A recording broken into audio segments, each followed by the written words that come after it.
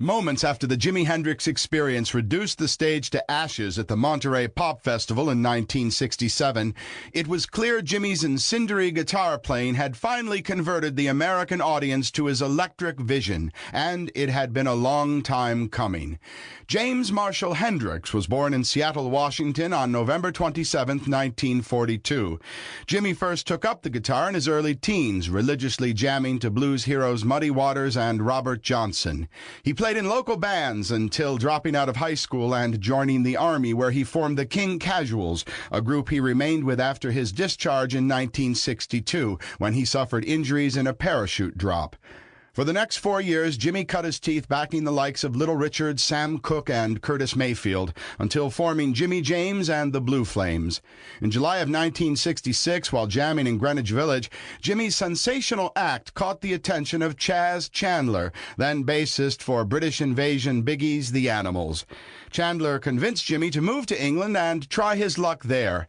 Employing the talents of session-men bassist Noel Redding and drummer Mitch Mitchell, the Jimi Hendrix Experience debuted at the Paris Olympia.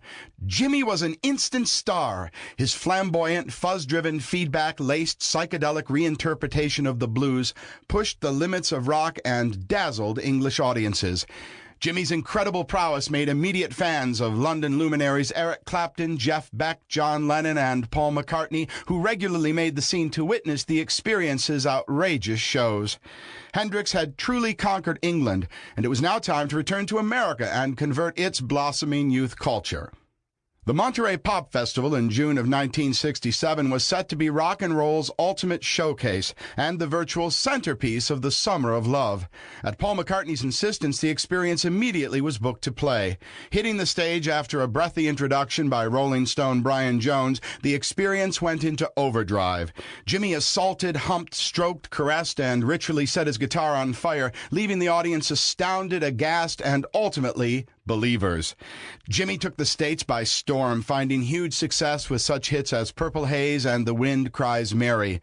Albums Are You Experienced, Access Bold as Love, and Electric Ladyland were accepted as trailblazing masterpieces. In 1969, Hendrix broke up the Experience and sought retreat in the small town of Liberty, New York. Reunited with an old Army buddy, Billy Cox, on bass and Mitch Mitchell on drums, Hendrix appeared that year at Newport and closed 1969's Woodstock Festival with an esoteric counterculture rendition of the Star-Spangled Banner. It was evident that Hendrix's most innovative material was yet to come.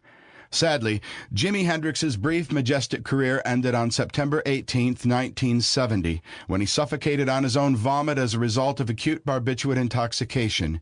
He was only 27 years old.